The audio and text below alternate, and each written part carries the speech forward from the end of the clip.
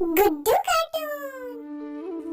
এসময়ত এজন বৰ নিৰ্দয়ী ধোবা আছিল।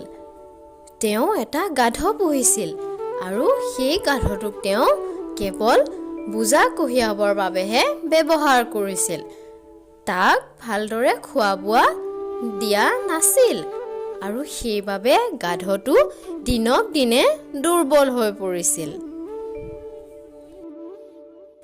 এদিনাখন সেই ধোবাজনে কাপোৰ ধুবলৈ যাওঁতে এটা মৰা বাঘ পৰি থকা দেখিলে। সি মনতে ভাবিলে, মই এই বাঘটোৰ ছালটো নি মোৰ গাধটোকেই পিন্ধাই দিব পাৰিম আৰু তাক দেখাত একেবাৰে বাঘৰ দৰেই লাগিব।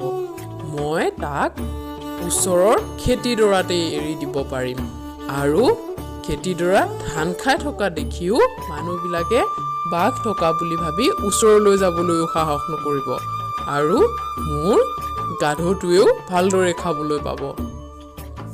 এই কথা ভাবি সি বাঘটোৰ ছালটো এৰুৱাই লৈ গ'ল আৰু গাধটোক পিন্ধাই দিলে। ইয়াৰ পিছত সি ভবামতেই কৰিলে। সেই গাধটোক সি নিতৌ খেতিডৰাত এৰি দিয়ে আৰু গাধটোৱে খাই থকা দেখিও মানুহবিলাকে বাঘে থকা বুলি ভাবি গাধটোৰ ওচৰলৈয়ে নাযায়।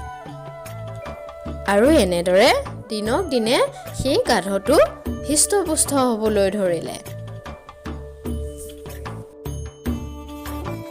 এনেদৰেই দিনবোৰ যাবলৈ ধৰিলে আৰু এদিনাখন সেই গাধটোৱে পথাৰত ঘাঁহ খাই থাকোঁতে এজনী গাধই চিঞৰি থকা শুনিবলৈ পালে আৰু গাধজনীৰ চিঞৰ শুনি গাধটোৱে নিজকে ৰখাবই নোৱাৰিলে।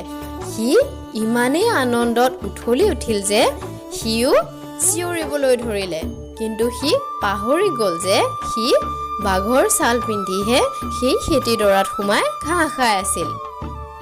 তাৰ চিঞৰ শুনি গাঁৱৰ মানুহবিলাকে বুজিব পাৰিলে যে সেইটো এটা গাধহে। এই কথা বুজিব পাৰি গাঁৱৰ মানুহবোৰে হাতে হাতে লাঠি জোং লৈ সকলোৱে খেদি আহিল আৰু গাধটোক কোবাই কোবাই তাৰ পৰা খেদি পঠিয়ালে।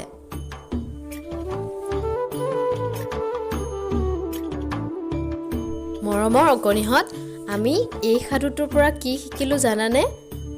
আমি এই সাধুটোৰ পৰা ইয়াকে শিকিলোঁ যে সঁচা কথাবোৰ কেতিয়াও লুকুৱাই থ'ব নালাগে। সঁচা কথা এদিন হ'লেও ওলাবই। তেনেহ'লে আজিলৈ ইমানেই অকণিহঁত। পুনৰ এটা ভিডিঅ' লৈ তোমালোকক লগ পাম। তোমালোকে চাই থাকিবা দেই আৰু আমাৰ চেনেলটো ছাবস্ক্ৰাইব কৰি ল'বা।